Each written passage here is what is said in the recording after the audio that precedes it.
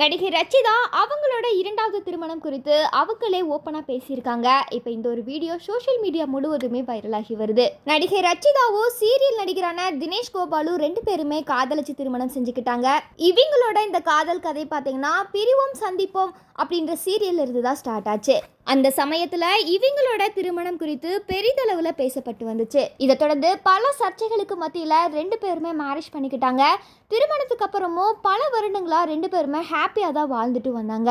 Rachitha big pass நிகழ்ச்சியில கலந்து கொண்ட போது கூட அவங்க வெற்றி பெறணும் அப்படின்றதுக்காக தினேஷ் வெளியில இருந்து அதிக அளவு ஆதரவும் கொடுத்திருந்தாரு. ஆனா ரச்சிதா அந்த சீசன்ல வெற்றி பெறவே இல்லை. அதுக்கப்புறம் ரச்சிதாவோட ஆசையை நிறைவேற்றணும் அப்படின்றதுக்காகவே தினேஷ் அவங்களும் பார்த்தீங்கன்னா பிக் பாஸ் நிகழ்ச்சியில கலந்துக்கிட்டாரு. அப்போ அவர் பேசிய ஒரு சில விஷயங்களுக்கு ரச்சிதா சமூக வலைதளங்கள்ல எதிர்ப்பு தெரிவிக்கிற மாதிரியான கமெண்ட்களை பதிவு செஞ்சு வந்தாங்க.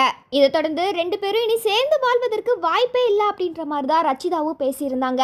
தினேஷுமே பிக் பாஸ்ல இருந்து வெளியில வந்ததுக்கு அப்புறம் கூட ரச்சிதா அவங்க மனசுக்கு ஏற்ற மாதிரி வாழட்டும், நான் யாரையுமே தொந்தரவு பண்ண மாட்டேன் அப்படின்னு தெரிவிச்சிருந்தாரு. இந்த நிலையில ரெண்டு பேருமே கருத்து வேறுபாடு காரணமா பிரிஞ்சுதான் வாழ்ந்துட்டு வராங்க. இவங்களோட இந்த பிரிவு குறித்து ரச்சிதா எந்த இடத்துலயுமே இப்ப வரைக்கும் வெளிப்படையா பேசினதில்ல.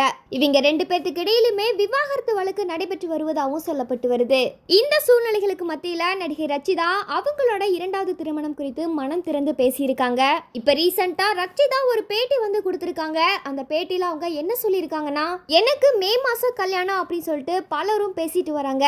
எனக்கு இதை கேட்கும் போது ரொம்ப வேடிக்கையா இருக்கு. ஏன்னா ஏற்கனவே எனக்கு கல்யாணத்துல நம்பிக்கை இல்லாம போயிடுச்சு. இதுல இப்போ இந்த மாதிரி அடிக்கடி பேசுறதை கேட்கும் போது கொஞ்சம் வேடிக்கையா தான் இருக்கு.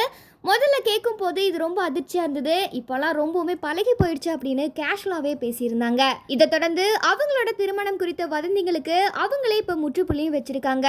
அதாவது என்னோட திருமணம் குறித்து எந்த ஒரு திட்டமும் இல்லை, அதுக்கான தேதியுமே இல்லை, இப்போதைக்கு அந்த மாதிரியான யோசனையும் என்கிட்ட இல்லை அப்படின்னு நடிகை ரச்சிதா ரொம்பவுமே ஓப்பனாக பேசியிருக்காங்க.